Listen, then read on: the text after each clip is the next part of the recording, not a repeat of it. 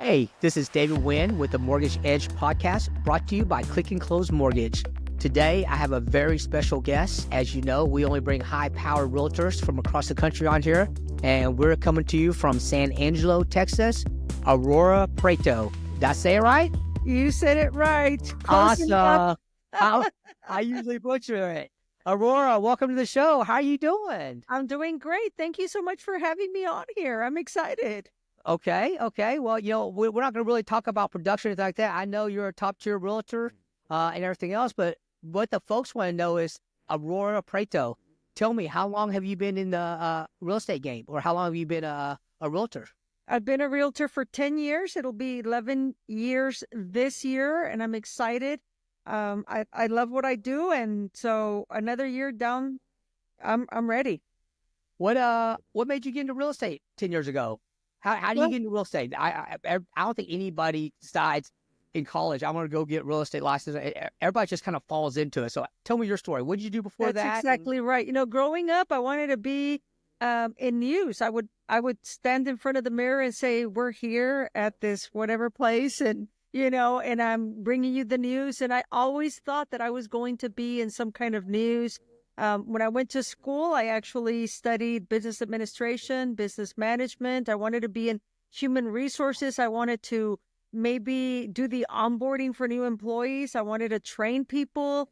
And after college, I started working for GTE Verizon. I was in telecommunications for 17 years. And I was thankful for the paycheck. I loved it. It was great.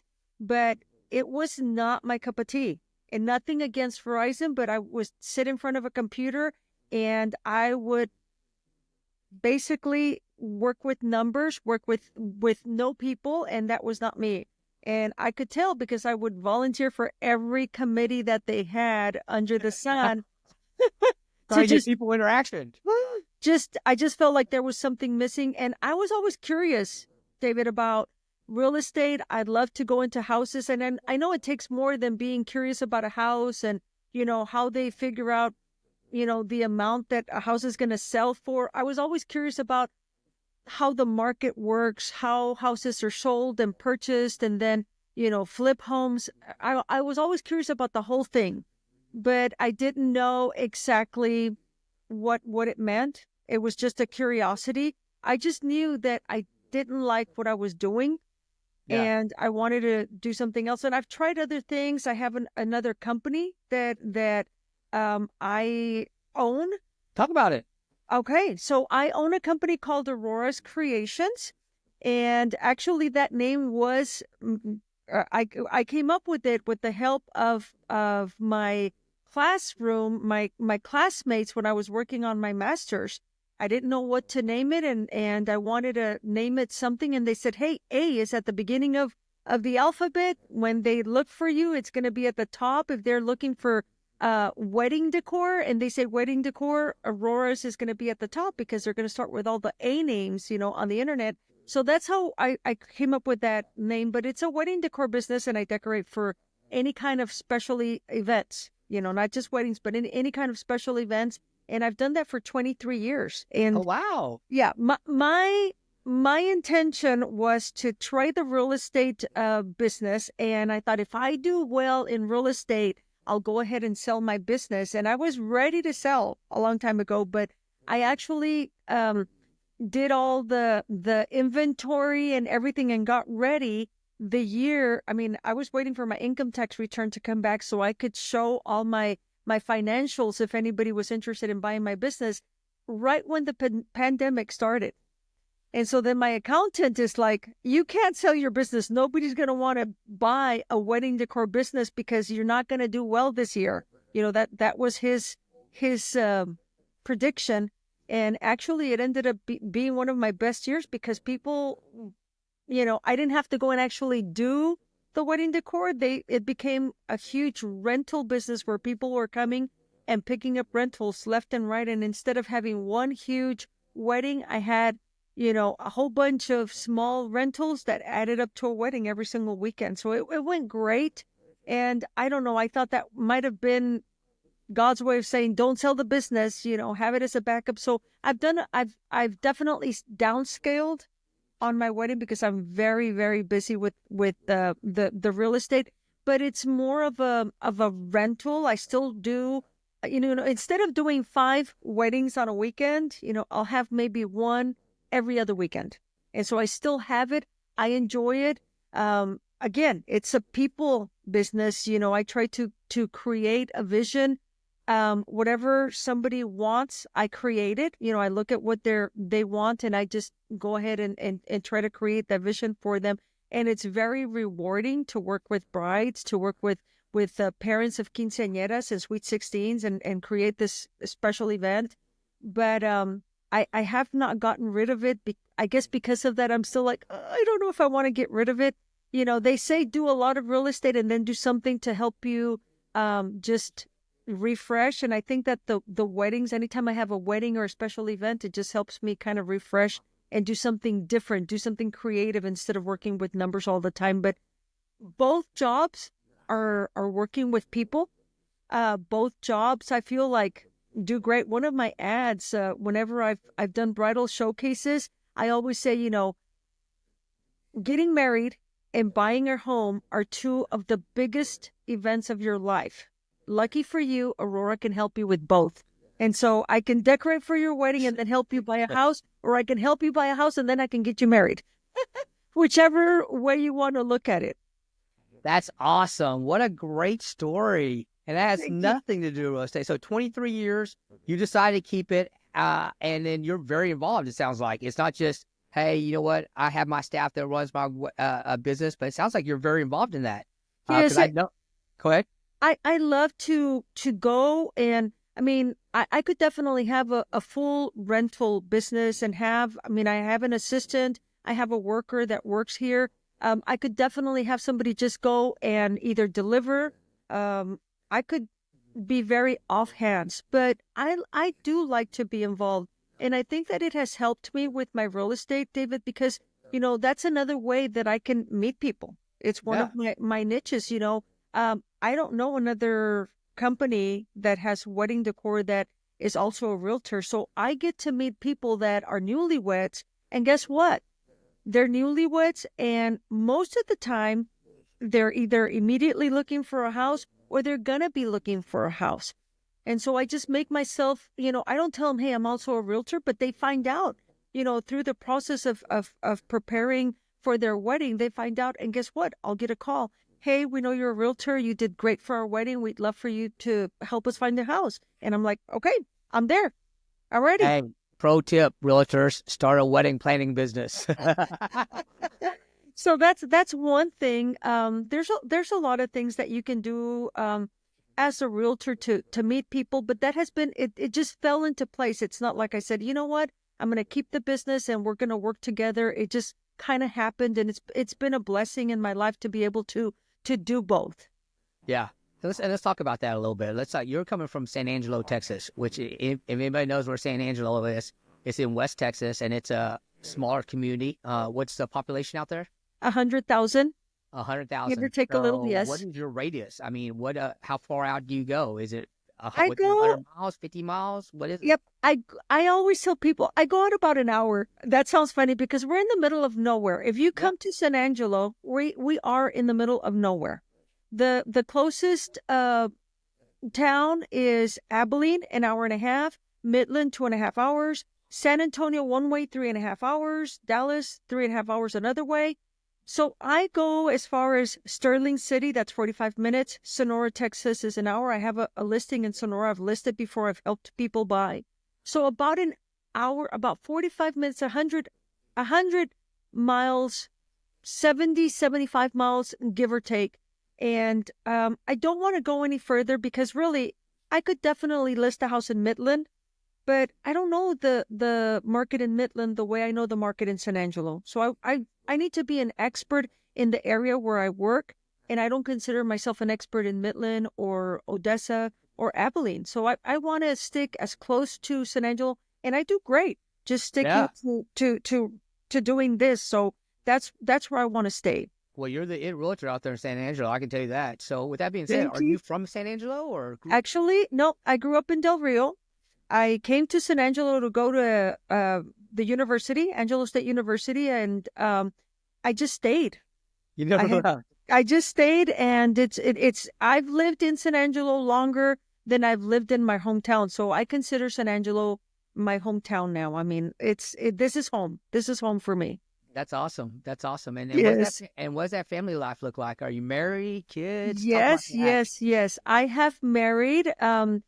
Excuse me. I am married. My husband's name is Pablo, and he's my second husband. I have four sons from my first husband, and they're all boys. They each. I always tell people they each have a story of their own that they could tell. They're successful, and I'm very proud of each and every one of them. Three of my four sons live here in San Angelo. One of them lives in San Antonio, so I make trips to San Antonio to visit him. Well, I say I visit him, but I visit my granddaughter, and then I happen to see him while I'm there. But Yeah, right? yes, so I have three granddaughters and three grandsons, and I love the fact that I'm a grandmother and I get to visit them and I get to be flexible with my hours. I have a dog named Chino, so if you're in San Angelo and you drive around in any radius of the town, at some point you're going to see a billboard with my dog Chino on it, or myself and my dog Chino. A lot of times it's just my dog Chino. So many people come to the office. He comes to work with me, and they'll walk in the door. They're like, "Hey, we're here to see Chino. How's he doing?" And I'm like, "I'm fine too." No, Check nobody out asks about me. hello. Nobody asks about me. They ask about my dog Chino, and anybody that knows me knows that my dog Chino comes with me. I don't go to showings with him. I don't have him at open houses with me out of respect for the people that walk in. They may not be dog lovers, and that's completely understandable. But he does come to the office with me, and at Scott Allison, the actual boutique that I work for here in San Angelo, they say that he's the mascot. I'm like, okay, I'm not anybody in the office, but Chino is, you know. That's awesome. So, are you a broker or? No, no, I Yeah. should, I have enough hours with my bachelor's and my master's degree. It should be very easy to be able to get my broker license. I probably am, and I'm aiming to maybe get that this year to get my broker license. I'm not a broker, um, but I've been focusing on other things. I do a lot of stuff. I volunteer for a lot of different organizations, and I want to keep on doing that. And I think that if you're a broker, it's a totally different mindset. And I feel like I'm ready for that, but I don't want to stop doing some of the volunteer things that I do right now. Oh, So your production and you do crazy production. Is it just you or do you have a team or what's? Talk to it's me. just I have a person. I try to use my family and help them. They help me, I help them. So my photographer, I have two photographers, and one of them is my son. He has another job, but it's flexible, and he has his own little business. So he does the photography for me. I have people that help me stage. I have an assistant that works for me. I have another employee. And then I have people that work part-time that I can call if I need um, to go and stage a home, because I stage my houses as much as possible. And I can't stage all of them with my listings, but you know, I'll move stuff from one house to another and then to another and to another, and I do that all the time. But I do have a group of people that help me. I do all the contracts. I am the only one that meets with my clients one-on-one to schedule either listing appointments or buying appointments so I can show them what I can do for them. And it's basically a one-person job as far as the real estate is concerned, but I do have people that help me on the side. So let's talk about this as we sit here. It's was at January 17th, 2025. Yes. You had a great year last year. How did last year compare to previous years? So I actually beat last year. I beat my production by about $20,000 commission. So I was really excited because last year I thought it was a slow year, Yeah. but it actually ended up being an excellent year. And so I'm hoping to beat that this year. If I could increase my commission by 20,000 every year, I would be good. I would Of be course, happy. we all would be good, right? Well, let's talk about the real estate in San Angelo. What kind of movement do we have here? Is it a buyer's market, seller's market? Are people coming from out of town? Is it just the locals buying up? What? Talk to us about San So Angelo. let me tell you, San Angelo is unique in the sense that even though we're in the middle of nowhere, right? And you would think, okay, how do people buy and sell homes? The number one thing that I know that affects our market is that we have a military base. So whether you want to or not, people are coming in and are leaving, forcefully. And the greatest thing, there's something about this town that it is growing, but people in the military, once they retire, which just automatically just surprises me because it's not like living in the hill country where you have beautiful scenery or hills, it's flat. We have these two hills that people call the Twin Mountains, and I promise you, they're not mountains, they're hills. But they're called Twin Mountains. But people retire from the military and then they come and make San Angelo their retirement home. They Hey, love San Angelo. So people come and visit. I stayed. People come and it's like there's some kind of magnet here with the people. I feel like people are very friendly, very helpful. And you could say that about the place where you live. You could say, other people could say that about the places that they live in. But San Angelo has something that attracts people. It's like a small town home feeling, like a small town home feeling, but it does have things to offer. So the military base is one thing, okay? It does have a small college, and then it has a university that is growing. It is definitely growing. I think the population just with the university is about 10,000 students. Okay, so it definitely attracts professors. It attracts people. The hospital now with like the traveling nurses, a lot of people come and they, again, I have helped several traveling nurses become permanent nurses in San Angelo because they want to buy a house because they like San Angelo so much. I don't know what it is about San Angelo, but they like it. So that helps quite a bit. We don't have huge companies. We have a company, we have Ethicon. And so it's attracted some people, but I think that the military base is huge, the hospital and the university. Those are three things that, the university grows and it hires more professors and therefore need more housing. People come and even with the university, a lot of parents will come and buy a house, keep the house for 3 or 4 years while their student is in school, will help whoever stays with their son or daughter. They charge them for rent and they're paying off the house. And then in 3 or 4 years, you have that increased equity in the house. They turn around and sell it. how's So the inventory there in San Angelo? So across the country, it's low, but it's gotten better over the years. And there's supposed to be more inventory coming out too. With it yes, being a smaller town, is it still an inventory shortage out there, or is it increasing like the rest of the country? it is definitely increasing. The average number of months that a house stays on the market is about 2.5. So we definitely have, it's increased even over last year. We have more inventory than we had last year. I've noticed, I hit the floor running in January. I went on a mission trip on January the 2nd. So even on January the 2nd, I was gone, but I closed on a house. So that was my first closing of the year.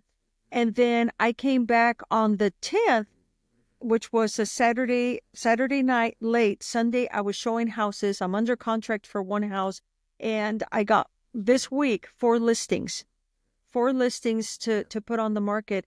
And I feel like there's an increase. There's this movement that you're going to be able to notice. Even though this week the interest rate increased a little bit, I always tell people, and I have a little radio show. Well, I have 2 radio shows in San Angelo. I have one that's all in Spanish, and I have one that's bilingual. So I get to speak mostly in English and say a few words in Spanish. So people will know that, hey, she speaks Spanish. So that definitely has helped me. But this week's topic was reasons why you need to wait to buy a house. And maybe if you don't have the down payment, that could be a valid reason. If you can't find the right house, that could be a reason. If you're working on your credit, that could be a reason. There's several things, but waiting for the interest rate to go down is not a reason to wait to buy a house. And the reason for that is because on average, if you look at the history of interest rates, the majority of time, the lowest, I mean, it's always been above 6%. What we got during the pandemic, that 2.5%, 3%, that's very unusual. And it might happen again. I'm not saying that it's not, but what are the chances of that happening in the next 5 or 10 years? So what I tell people is like, okay, you don't want to buy a house today that's $250,000 because you're waiting for the interest rate to go down. Well, you know what? In 6 years, you're going to go and say, oh, great, the interest rate is down, but that house that was 250 is now 300,000. So those 5 years, did it save you $50,000 in interest rate? Probably not. So the best thing to do is to buy the house today for $250,000. And then in 5 years, if the interest rate goes down, you already have equity in the house. Guess what? You can go ahead and refinance that, and you're not paying 100% interest, because when you rent, that's what you're doing. You're paying 100% interest. So what sounds better, 100% interest or 6% interest? Pick the worst of the two and stop renting, pay the 6% interest, save yourself a 94% interest rate, and refinance if you need to in a couple of years when the interest rate does go down. Pro tip. I tell people that all day long, but it's good to hear it from a realtor also. I want to address something for the audience. You just came back from Honduras on a mission trip. I do believe, do you go every year on a mission trip? Yes. Okay. Usually it's every January. Yeah, and why do you do that? When I come back, there's something about going and trying to help somebody else. And I could do that here in San Angelo. I mean, I volunteer for different committees here in San Angelo. I feel like I do a lot here locally. But I think I started 9 years ago, and I went on a mission trip, and I came back. And not only did I feel like I wanted to work harder to help more, but I was so appreciative of everything I had. The first year was very different than the rest of the years, because I've been going to different places from the first year. The first year we slept on the floor with netting just to make sure that nothing got into our bed as far as a critter is concerned. They had no plumbing. They would set out 5-gallon buckets for water, and that's how they washed their dishes, cooked. They bathed in the river. I mean, it was like something I had never experienced before in my life. And you go over there, and every child, I do the children's ministry. So I do arts and crafts for the kids, and I leave stuff for the Sunday school teacher to be able to use. And I'm talking about simple stuff like construction paper and crayons. And not only is the teachers have been so appreciative and thankful, but all the kids, oh my goodness, they absolutely love that we go and that we do something like that with them. And you come back and you're just so appreciative, David. I can't explain. You think that you're going to help, like I'm like, oh yes, I'm going to go help in Honduras. But you know what? They helped me. They filled my heart with so much joy. And you come back and you're just thankful that you have what you have. I sleep in my bed and I'm like, thank you. Thank you that I have this bed, that I have air conditioning, that I have heating, that I'm able to wear shoes. It's just such an appreciation, and I just feel like, and then when you go, you want to help them. We have a scholarship program that we raise money for, and every year we give a scholarship to children, because I don't know if you know, David, but after they turn, after 6th grade in Honduras, you have to pay for school. So that's the reason why most kids don't finish high school, because the parents are either, okay, you either work and help with so you can eat, or you go to school. So what do you want to do? Do you want to eat, or do you want to go to school? I mean, they don't have much of a choice. They have to go join the workforce when they're supposed to be in 7th grade. So we provide a scholarship to this one school. If they have a 90% grade average or better, then they get to apply for the scholarship. And then if they get the scholarship, their school is paid for as long as they are in school. I have a sweet, I call him friend now, Mario Daniel. He's in his 5th year of medical school. He's going to be a doctor. And we have covered that for him. We have a dentist. There's so many people that have gotten their bachelor's degree, they're working on their master's, or they've at least finished high school and they were able to get a job. And it's just so rewarding to see that. Well, these students, these people become professionals, they turn around and help other students with a scholarship, and you see this come full circle and you help them. We have a vision clinic where we help people with readers, so that they can be able to read. But then if they need prescription glasses, we give them a voucher where we pay for the visit and then we give them frames so that it'll be cheaper for them to get the glasses and the prescription glasses filled by the optometrist instead of them having to pay for all of it. So we do that. And then we, of course, do the children's ministry. And it's just so rewarding to be able to do that and to see it just come full circle. I just don't know how to explain it. Well, that's why I wanted to bring it up. You are changing, you're changing lives. I don't know. It makes me want to go on a mission trip. It sounds like you said, it's more giving back to you than you giving to them. Yes. And it just tells the type of person you are, Aurora. I mean, I knew it, but I think our audience needs to know it, and your clients need to know what a giving woman you are. You're such a special lady, that do all these great things for the community and to help people and nurture. Thank you. That's why you're just a beautiful soul. Thank you. Thank you so much. I mean, it's just it's my honor just to be associated with you, because it's just sometimes, I mean, when we talk, you bring a tear to my eye just because you're so genuine and real. And, Thank you. And you don't get that. I know from a client standpoint, if you hire them, you're looking out for their best interest, 100%. It's not about the money with you, and that's why I wanted to bring you on here. Thank you. With that being said, I could sit here and talk to you all day, and we will bring you back for another podcast. What should we have talked about that we didn't talk about so far? What that we're missing? I think that everybody can be themselves and be authentic and be able to help people and be successful at real estate. It's not an easy thing to do, but it can come easy to people if they really put their heart into it. I think that that's one thing that's very important. I think that, like I said, a lot of people get into real estate because they think it's going to be an easy thing. It's not. It's not. I love what I do. You have to love what you do. You have to be willing to work with people. You cannot be a realtor and not work with people. Or if somebody knows how to do that, I'd like to know how that would be done. The other thing is that you can make an impact. I love to go to Honduras. One thing that I'm doing for Valentine's Day, and this is just as a plus for the community. This year's word for me is impact, and we want to make an impact as a community.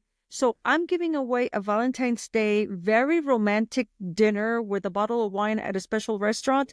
And the way you sign up for that drawing is that you're going to bring me some canned goods, and we're going to take it to and donate it to a food pantry here. And what kind of impact do you think that we can make as a community for people who are homeless or need help with their groceries? And that's how they're going to sign up, by bringing me canned goods. And then they're going to have a very beautiful romantic dinner on Valentine's Day. And then all these people, they're going to eat one time at a restaurant, but everybody else together that wanted to be part of that is going to make an impact with people that need help buying groceries on a weekly. So you can make an impact. That's one thing that I want to mention. You can make an impact in your community. You just have to think of ways and get creative. And if you want to, I try to do something throughout the entire year. Okay. It's not a one-time thing. January, it was my trip to Honduras, helping somebody else. February, helping my community here, something for Valentine's. I've already got something planned for March. There's something every single month that's going on that is going to be able to do what I said, impact. An individual, impact you, impact my community, impact others. And if you have any questions about how you can impact your community or how you can grow your business, I would love to be able to help you. They can call me, 325-212-9277. I'm going to say that again just in case I'm a fast talker, 325-212-9277. They can call me. I'd love to be able to help them create a plan, come up with ideas of how they can make an impact, how they can be impactful, not just to their clients, but to their community or to somebody in Honduras. And if you were watching us earlier live, guys, you saw her phone number go across the lower thirds. Aurora, you're so giving. Again, you're in the real estate business, and I was going to say, if people want to find you in San Angelo, and I know they do, what's your phone number? And you just gave it, but you didn't give your phone number for real estate. You gave your phone number for a food pantry so that you can donate. You're such a giver, and Thank you. And I can tell you right now, people want you to be their real estate agent. So thank you. First of all, thank you very much for being on the show. Thank you for just being you, and continue to give. I can't wait to do, we're going to follow up with you maybe in 6 months to see all the things that you're doing in 2025. That's great. I'm excited. Thank you. Yes, ma'am. Yes, ma'am. Well, guys, I'm David Nguyen. I'm with the Mortgage Edge podcast. Thanks for being with us today. Bye, guys.